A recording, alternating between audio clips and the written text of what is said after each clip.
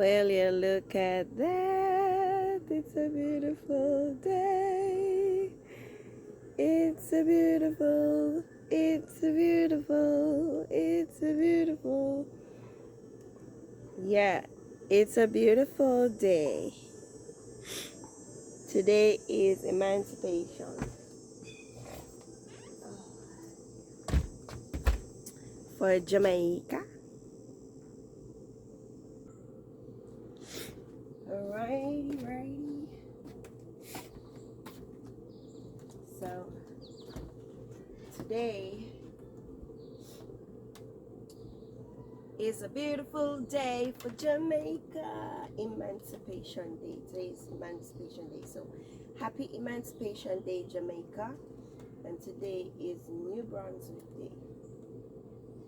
And I'm having one of my cinnamon roll.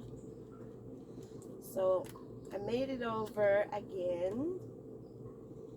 This time, I make it like the store. I don't know if you can see, but make it like the store.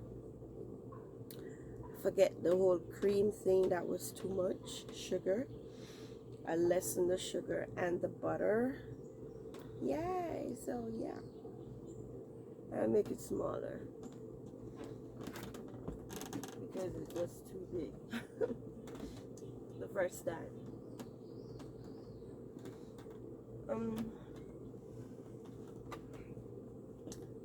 Right, did I say New Brunswick Day? Today is New Brunswick Day. Happy New Brunswick Day. It's nice to have the day off. Tomorrow is my stress point.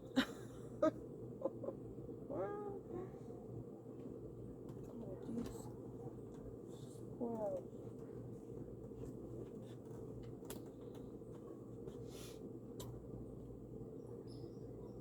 Ah, that's nice.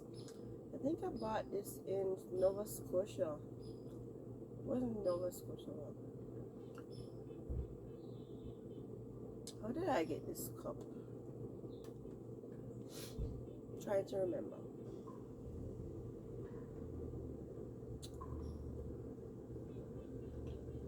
Jeez, I forgot. Yeah, I went to Nova Scotia and I bought a cup from Nova Scotia. I've been to Nova Scotia twice. I think it was my first time I bought this cup. It says, be who you are. I love it. Be who you are. Don't let anyone impose on you who they are and who they think you should be.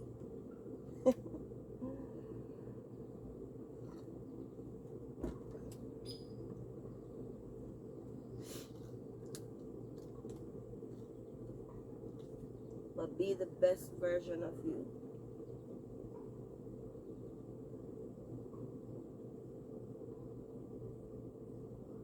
Maybe I should start a motivational speaking thing. That's what I always wanted to do. Motivation. Motivate people. Now I encourage people towards heaven.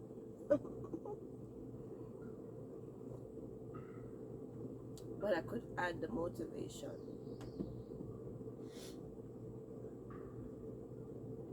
There was something on my mind that I wanted to share. Yeah, I'm remembering it now. The other day I was thinking about love. The kind of love I'm referring to is person to person.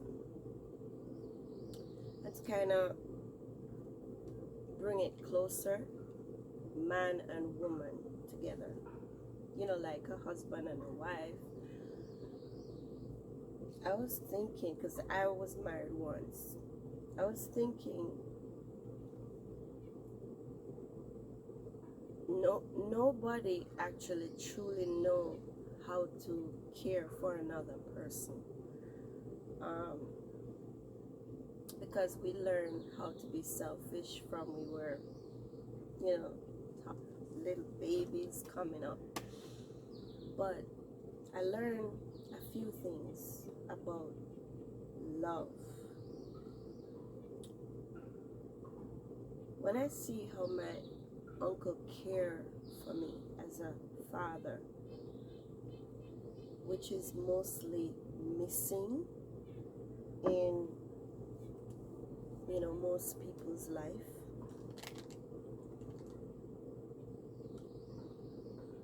there's no selfishness. He's always giving. He's always sacrificing. And that helps me to understand the love of God. Always giving, always sacrificing, always forgiving, always encouraging. But it goes deeper than that. When you love, you become interested in the person. Being interested in someone, you want to know what makes them sad. You want to know what makes them happy. You want to know what they love to do. You want to also know what they don't like to do. And that can only happen with communication, developing, talking to each other all the time. And so you learn things. Talk about everything and nothing for those who know what I'm talking about. You're patient with the person in the things that they like to do. Maybe it's not your kind of thing, or you've never done it before, or it doesn't really interest you. But because you love that person, you take the time to spend that moment with them, just to watch the things they watch, understand their conversations about different things that they're interested in. And that is love. That is so much love that I learned from the most important person to me, uncle, father, friend. Yeah.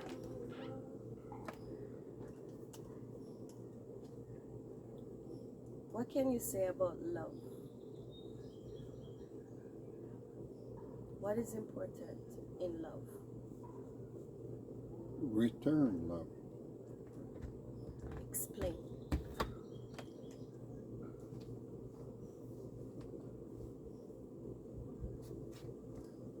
Love is free. Should always be free. Love is gentle. Love is kind. Love is believing. Love is supporting. Love is everything. And without love, there is nothing.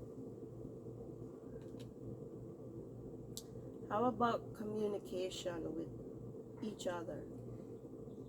Love is a way and a means of communicating. Example.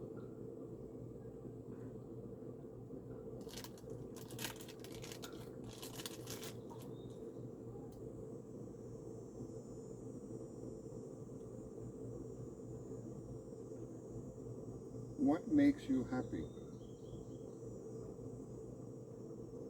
How do you know that you're happy?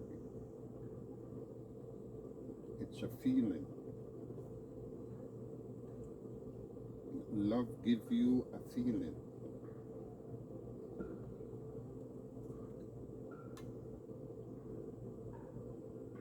You cannot measure it. you cannot demand it because it has to be free. I love that. I love the part he says you cannot demand love. Love is free.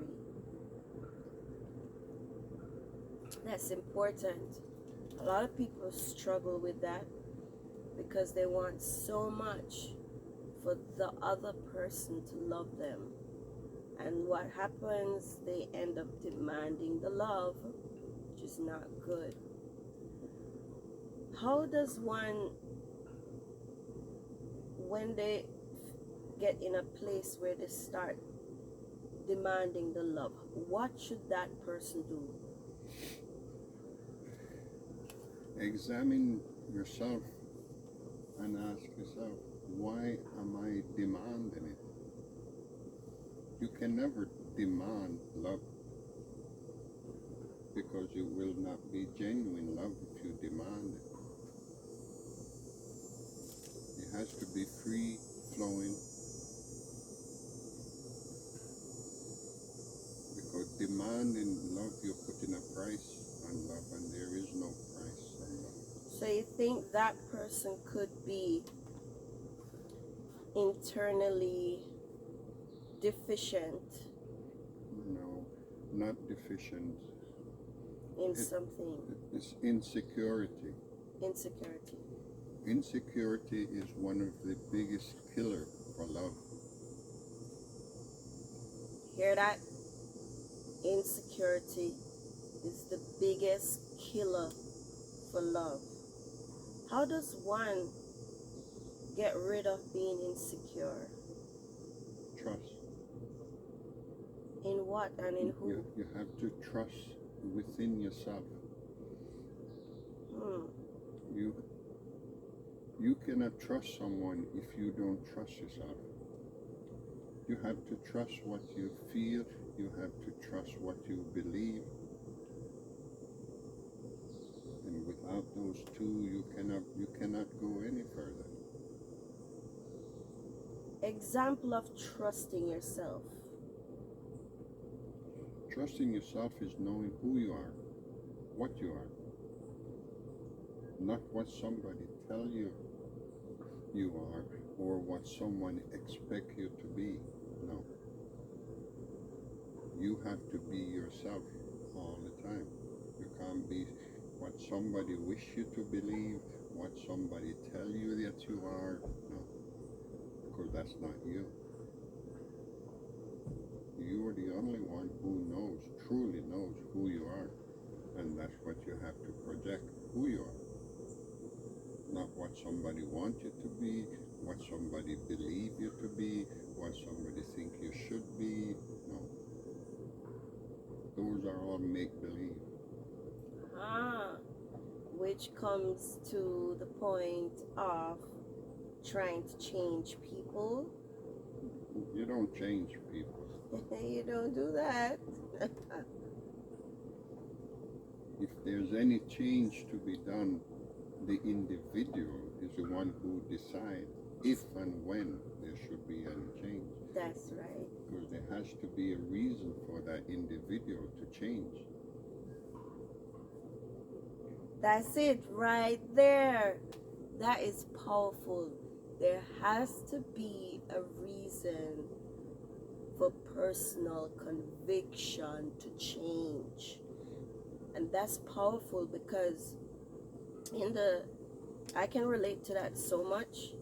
Being in church, people try to tell me who I should be. And they have their examples too. Not necessarily line up with the word, but it's how they think what the word is saying you should do. Especially when it comes on to obedience to God and stuff like that. And none of it made sense. What they were trying to do. It's like a 1-2 step. 1, 2, 3. It just wasn't connecting how they do it and what they're telling me to do. And then leave me by myself with God. And then he taught me through a father figure about love, self-esteem, giving yourself credit for stuff, celebrate yourself, believing in yourself, why you do what you do. People always have reasons for what they do. Always. There's always a reason. Even if they're not aware of it, there is a reason why people do what they do. And when you understand the reason behind what you do, then you will know how to navigate yourself out of it if you choose to get out. Now, when it comes on to holiness, what they force you to learn scriptures, they force you, say you have to read this whole heap of scriptures, all that is those things was abuse and pressure, and that was not building a relationship with God. That's trying to get approval from God, and it's wrong. It's wrong. The changing is receiving God's love for you. Changing in any situation, you have to receive and believe and trust. Once you begin to understand how much you are loved by the Father, then it helps you with a great reflection of who you need to be.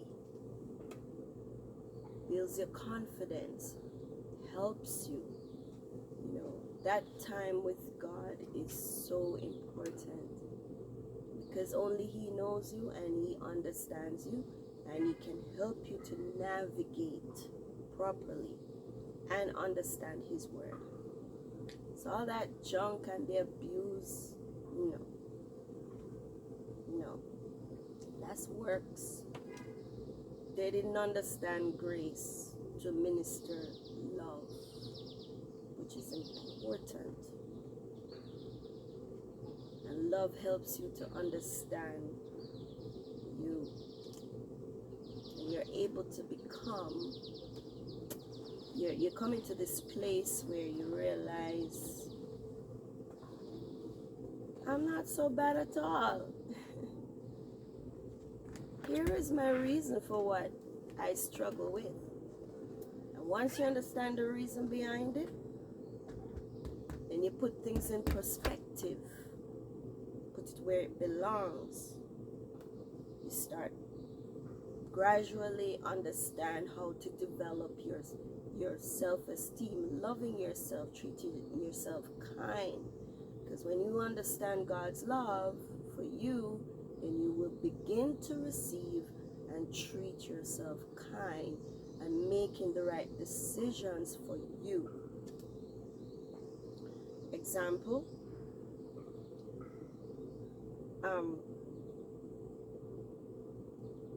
I know what God requires in a relationship.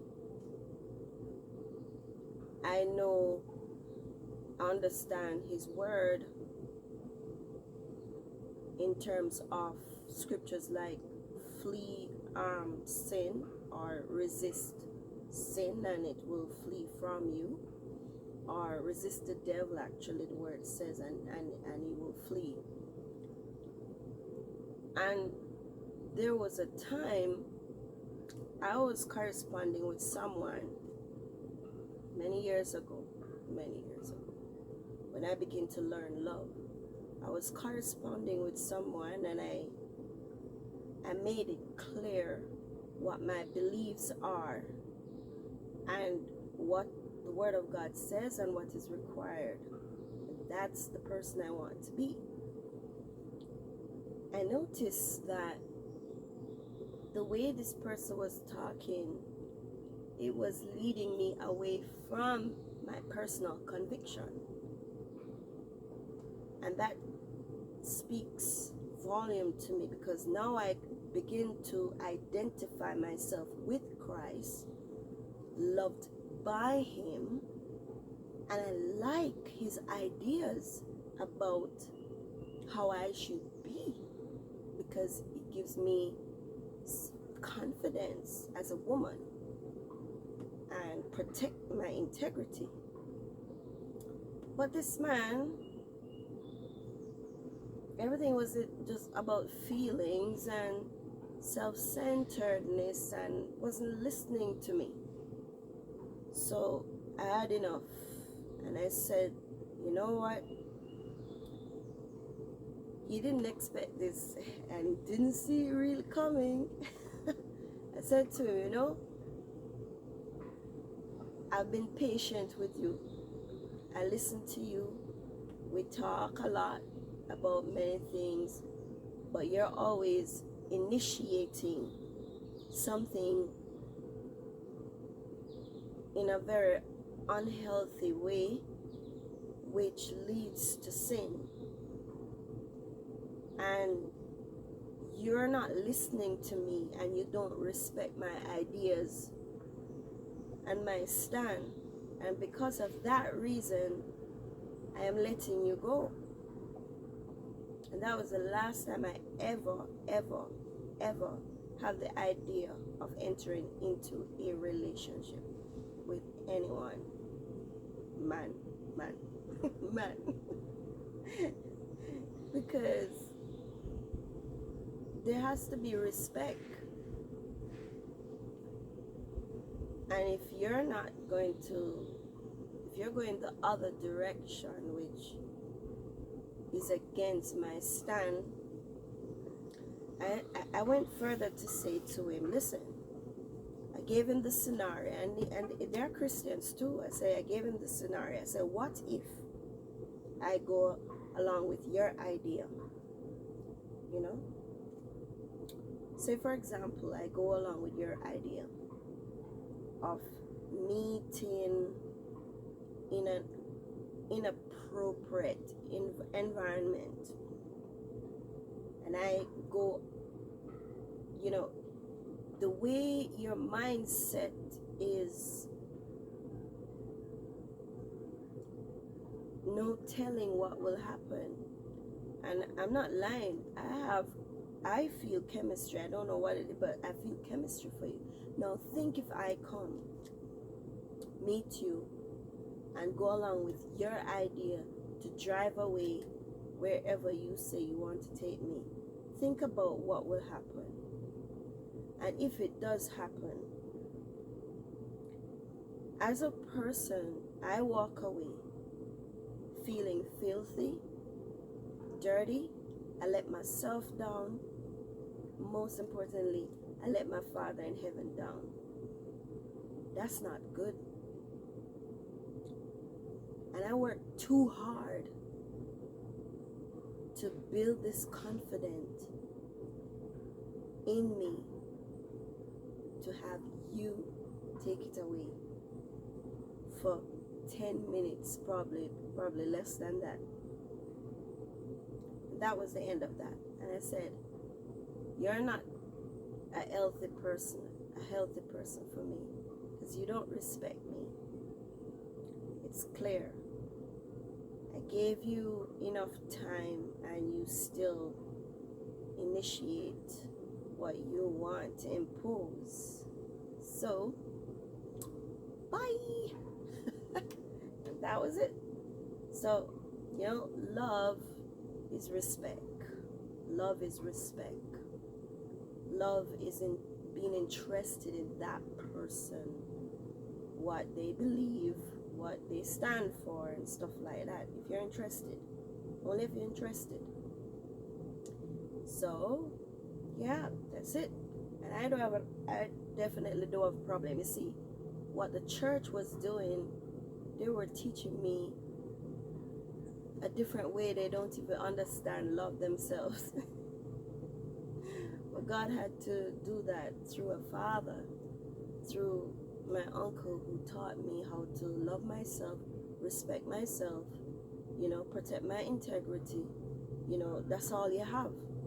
When everything else is gone, you only have your integrity. And if that is gone, you have nothing left. You have to fight for that. So that's enough talk for today. Bye.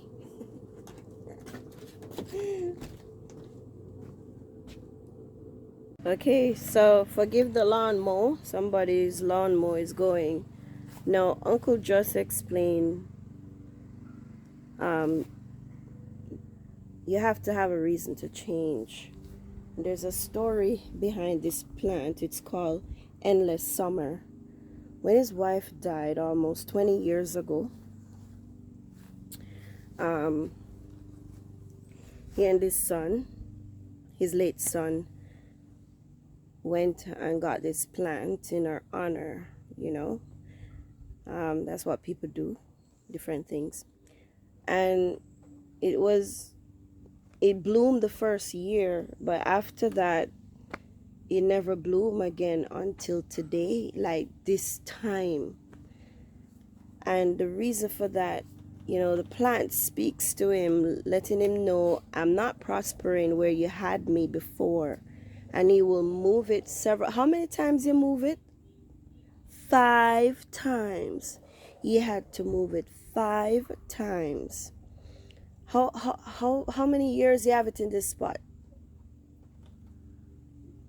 This is 2.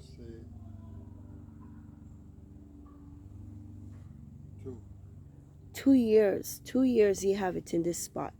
And it's the first, it blooms from the first day or the first year that he bought it.